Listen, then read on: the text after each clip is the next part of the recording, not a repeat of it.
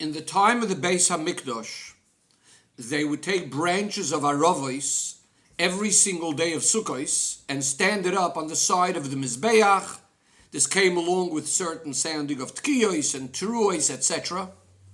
This was done every day of Sukkos, unless that particular day was on Shabbos. Now the exception to this rule was on Hoshana Raba, that even if it fell out on Shabbos, they would also do this special thing called a mitzvah of arava. Of course, not to be confused with the arava that's part of the lulav. After the Churban Beis HaMikdash, we make a zeicher for this. On Hoshana Raba, we also take Hoshainos, we call it Hoshainos, but that's the same idea as the arava, which we're going to be referring to as the mitzvah of arava throughout the Sikha. But we only do this on Hoshana Raba, not the rest of Sukkos. Now, the Chachamim made a takana after the Churban Beis HaMikdash. The way the calendar was set up is that Hoshana Raba will never fall out on Shabbos.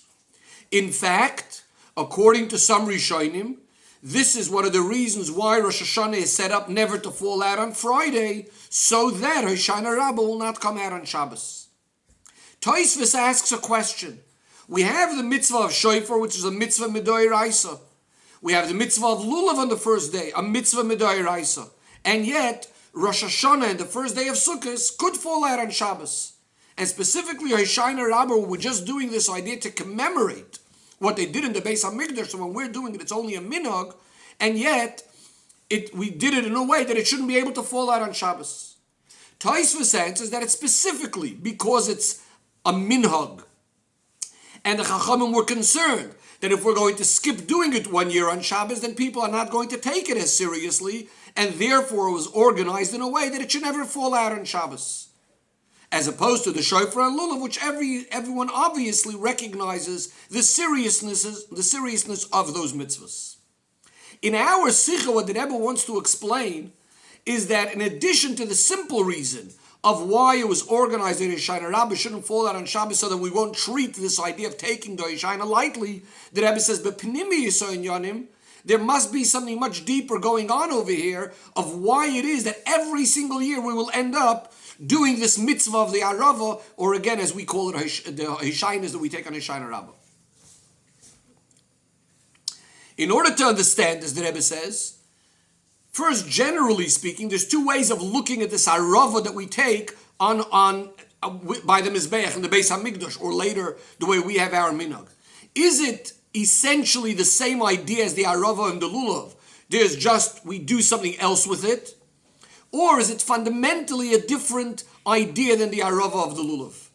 In fact, the Rebbe says, based on this, we can understand the machloikas in the Gemara that discusses whether the taking of the arava is a halacha l'Moshe misinai, or is it part of what we learn from the same pasuk that we learn about the aravos of the lulav?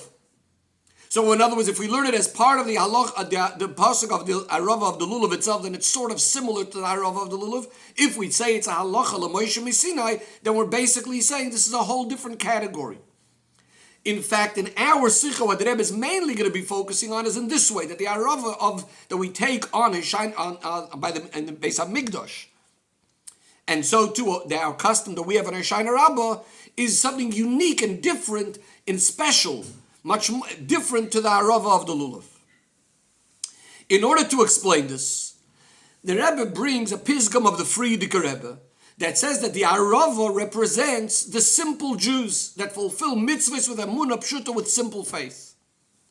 The Rebbe says with this pisgam of the Friedrich Rebbe, he's actually adding a whole deeper dimension to a famous medrash. The medrash tells us that the lulav, which has a taste, the fruits that grow on the palm tree have a taste, represents those that learn Torah.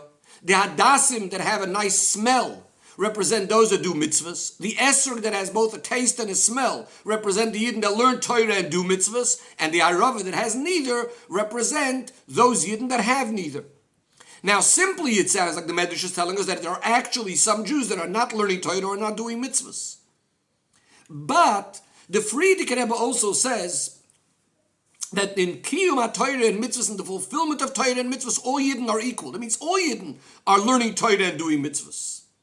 The truth is, even from the Medrash itself, we have to say that everyone is both learning Torah and doing mitzvahs. Because if you're learning Torah, the point of learning is to get you to do a mitzvah. And if you're doing mitzvahs, obviously you have to learn how to do the mitzvah. So when the Medrash says that some people are more Torah or more mitzvahs, what we mean is something else. Everyone is learning Torah and doing mitzvahs. Limud Torah represents the virtue of intellect. Mitzvahs represents the idea of midos, of feelings. So there are some people that are learning Torah and doing mitzvahs mainly with their quality of seichel. That's what's mainly noticeable, their intellect. There are some that are doing more with the passion and with the midos, and there are some that are doing it with both, or perhaps even with neither. But it doesn't mean that some are doing and some are not doing. So therefore, the Arava represents those people, again, that are doing mitzvahs, but are doing it not with the seichel or the midos, rather with their simple faith, with their emunah pshuta. The truth of the matter is, it's specifically in these Yidden that there's a special quality. We know there's a famous Pisgam of the Baal Shem Tov that the simplicity, the sincerity of the simple Jew is connected with that purest essence that of Hashem that's beyond any differences and any levels. The Rebbe says this advantage, this special virtue of the Arava that they have, this idea of the Pshitas, the simplicity, is also found in the Arava in the simple sense. How so? It's known in regards to the reason why the Torah told us to take these 4 species specifically.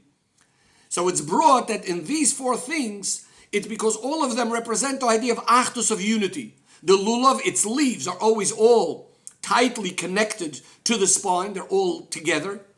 The hadassim, you always have to have 3 leaves coming out of one stem. The arava, in the Gemara they are called achvana, which means like brothers. They grow in brotherliness, in brotherhood, all bunched together. And then there's the esroig, that its idea of achdus is represented by the fact that it grows throughout all the 4 seasons of the year. Why is this such a big deal, this idea of achdus? Because generally our world in Lashon Kodesh called olam, which is from the word helam, concealment, is a world that conceals ungodliness and feels itself very much as a separate entity for itself. And the moment things feel themselves a separate entity for themselves, there is division, there's the lack of unity. As a result of bitul, of nullification, of humility, that's where you have achdus. So what we're saying is that in these specific things, the pshitos, the purity of Hashem's essence is felt, and that's why they have the achdus. But here we have a difference. Regarding the 3 other species, their achdus is always just within itself. The lulav's leaves are all close together. The hadassim, its own leaves, are coming out of one stem. The esrig is one esrig growing throughout 4 seasons. But it's not one lulav with the other. It's only by the aravois that they are growing all bunched together like brothers. In fact, even emphasized in the name that they're called achvana. In other words, what we're saying is that because by the arava there is this greater achdus that represents that it's in a certain sense there's more of Hashem's pshitus, Hashem's purity, the essence of Hashem shining there more, and that's why it's even more noticeable the unity that happens by the arava. The Rebbe says this idea that in the arava this achdus is shining in a greater way is connected to what we said before, that each one of the other species have certain qualities like Torah and mitzvah, seichel and midos, etc., versus that purity or that simplicity and sincerity in the arava. In other words, by the other species, because they have various different qualities of intellect and passion and emotions, so that could sometimes hide or block that pure, simple essence, and therefore also on the achdus that comes as a result of that, the unity that comes as a result of that. You could possibly think when you look at these other species that the reason we're taking them is because of their special qualities, either their taste, their smell, or translating that to the intellect, the emotions, but it's not because, we might not realize that it's because of the achdus in these things. Whereas by the arava that has nothing else to it, there is no other logic to take it, it's only that in it is shining this purity of Hashem himself, and therefore the achdus in it is also in the most revealed way. That's similar to by Yidden as well. When you have those people that are rich in seichel and intellect or emotions, that might be blocking and closing and hiding that pure, simple emunah. It's only by the simple Jew that doesn't have any other qualities, by them the emunah pshuta is in the most revealed way. It says that, but now we can also understand the special advantage of this mitzvah of arava in the Beis HaMikdash. that was other than the mitzvah of the lulav and Esrog, but the Arava that we stood up by the Mizbeach compared to the Arava of the lulav. In the Arava of the lulav, as we said, even though it doesn't have any special qualities on its own, but once we put it together with the other three species, in a certain sense now it's receiving some of their qualities. But in the Beis HaMikdash, we're just taking the Arava itself, which represents this unique idea of the Arava, that in other words, that it has nothing else other than this bitul and this achdus that it represents. The Rebbe says this will also tell us why the Arava and the Beis HaMikdash, we said according to one of the opinions, and again this is more the way we're looking at it in this Sikha, that it's something unique, that it's a halacha l'Moshe miSinai, different to things that say directly in Psukim, which is, the Alter Rebbe explains in L'Kutei Torah that there's a certain advantage in these things that are not written directly. In other words, when something is written, that means it came down a level already where it could be in the written letter on the parchment. But then there are these halacha l'Moshe miSinai, which represent at such a high level that can't even come down so low, which represents inside the person, again, this level of his nefesh, which is higher than the limitations, and therefore it's a place where he's connected to Hashem in a way that he doesn't even have to be commanded directly, written down in Torah, but rather it's halacha l'Moshe miSinai. This is even more seen nowadays when we're doing it now, not even because of the halacha l'Moshe miSinai, but only a minig that we do it now. The Alter Rebbe explains in L'Kutei Torah regarding hakaf is the special advantage of a minhag compared to things that are midorais or even midrabanon, which again represents such a deep, deep place in the nefesh that you don't even have to be commanded, and you're just doing it because you're connected to Hashem. From all of this, says the Rebbe, we now come to the inner reason of why Hoshana Raba doesn't fall out on Shabbos.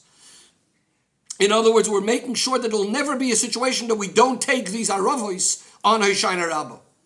Again, the simple reason was that we shouldn't treat this minhag lightly. But the Panimius is because of the special quality of these aravos, which is connected to a higher level. In other words, this is what represents the deepest part of the nefesh connected with the deepest aspect of Hashem, and that's why it's expressed in a way that we fulfill it every single year without any changes, without any difference whatsoever.